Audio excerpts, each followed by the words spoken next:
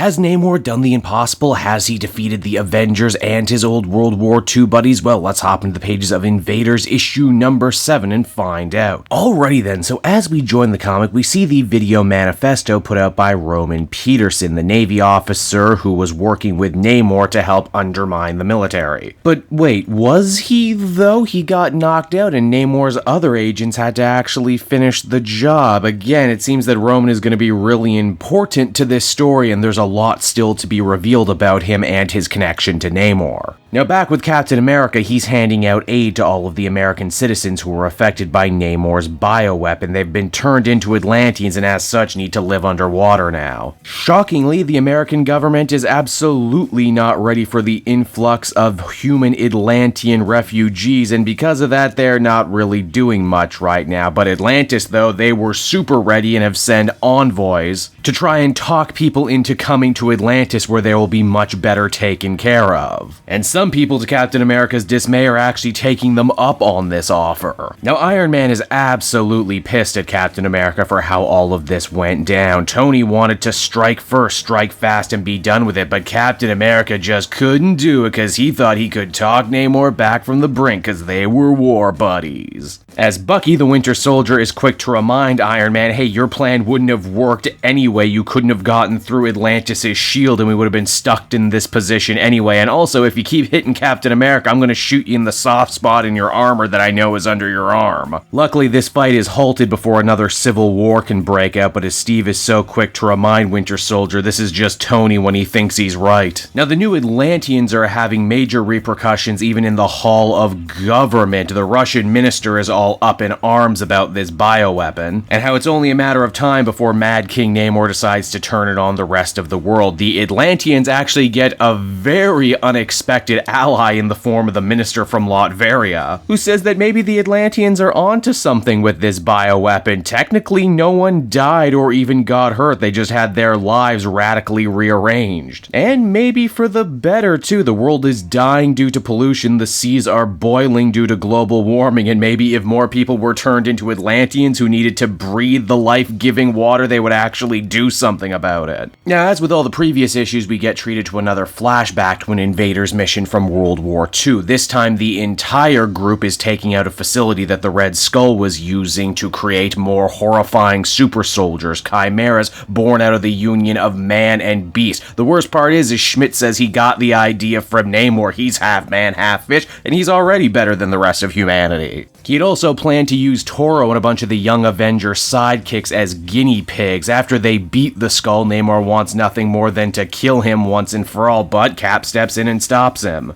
Cap says that the Skull has done horrible, ungodly things, but if they execute him, they're no better than he is, and that he needs to stand trial for everything he's done for justice to truly be served. A nice little reminder that for all intents and purposes, Namor now is every bit as bad as the Red Skull was back then. Now, despite the fact that Iron Man and the Invaders aren't exactly seeing eye to eye right now, doesn't mean that Tony isn't willing to help out the Human Torch. Jim's body was horribly damaged in the fight with Namor, and it looks like this is going to be a from the ground up kind of job. Unfortunately, no one told the Torch's Inhuman sidekick Toro what was going on, because for some reason he seems to think the Human Torch has been kidnapped and comes to Stark Industries literally ablaze to try and get him back. Of course, Jim never needed saving though. In fact, he didn't really need Tony's help for fixing. He fixed himself and even helped himself to a few Iron Man parts along the way just so he can finish this fight with Namor once and for all. And what of Namor? Despite winning probably the biggest victory in a very long time, he's still slowly but surely losing grasp on his sanity. Makan, his advisor who doesn't actually exist only as a figment of his imagination, has been sending out troops on secret missions to convert more Russian scientists, but also to gather a new super weapon for Atlantis. I'm of course talking about the Serpent Crown, a powerful artifact and leftover from 60s era Marvel. Once upon a time, Destine had used it to erase Namor's memory. It also gives the user increased strength, flight, the ability to protect yourself from psychic attacks, and the ability to manipulate other people. Essentially, so long as Namor is wearing it, he's damn near invincible.